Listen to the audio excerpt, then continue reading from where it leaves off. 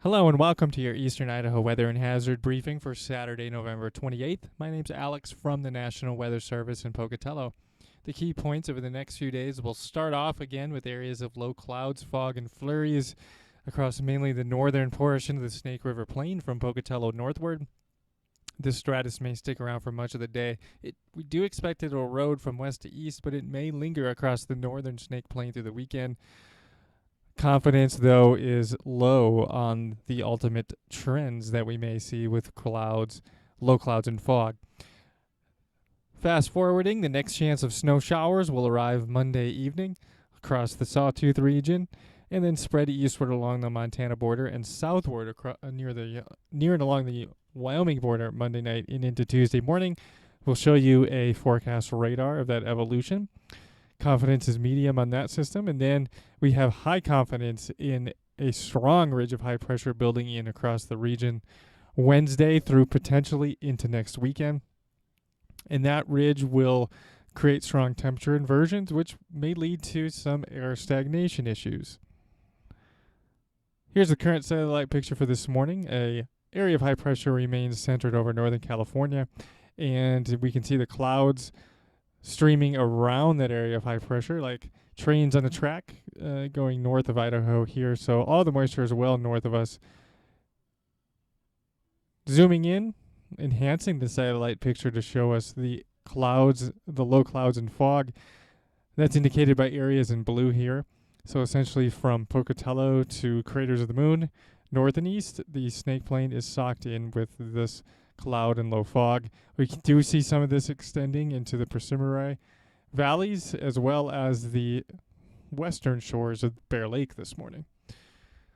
Your weather impact summary is highlighting the potential for light snow showers developing in the Sawtooth region Monday evening.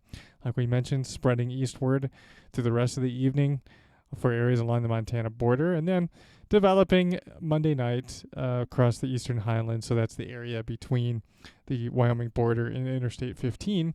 We have added the South Hills to the light snow potential. We've also added the Wood River and Lost River areas, particularly the higher train areas, to the light snow mention as well. The snow should end early Tuesday morning, leaving behind some locally breezy conditions. And of course, we'll see some locally breezy conditions on Monday with the cold frontal passage with this system. We'll show you that here in a couple of slides. First of all, here's the forecast radar for our Monday and Tuesday system.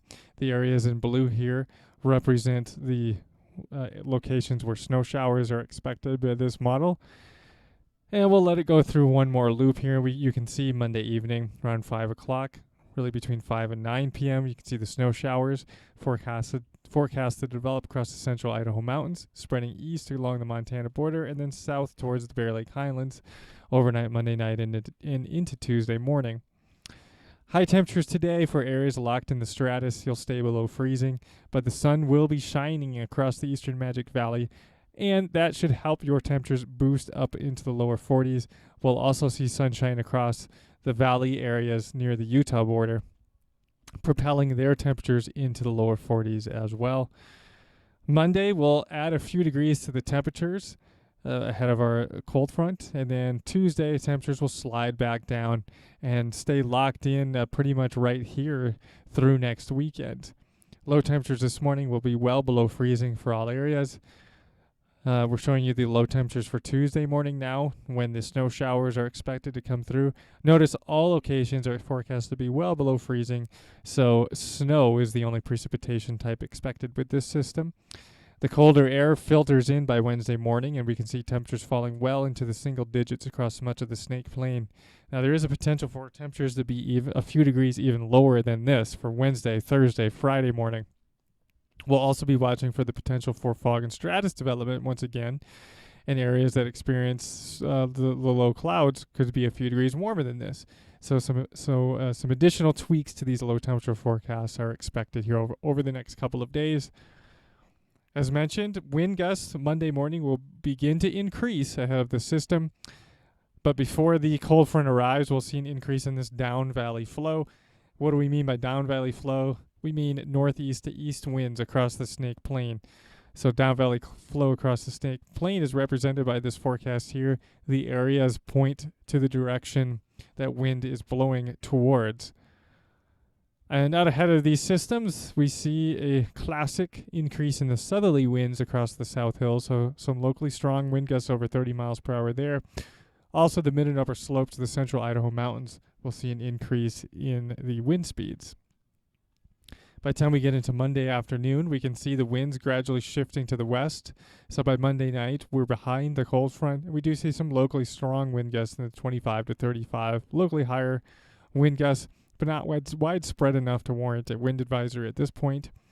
Showing you the wind gusts here for Tuesday, indicating the potential for locally enhanced northerly winds where the central Idaho mountain valleys interface with the Snake Plain.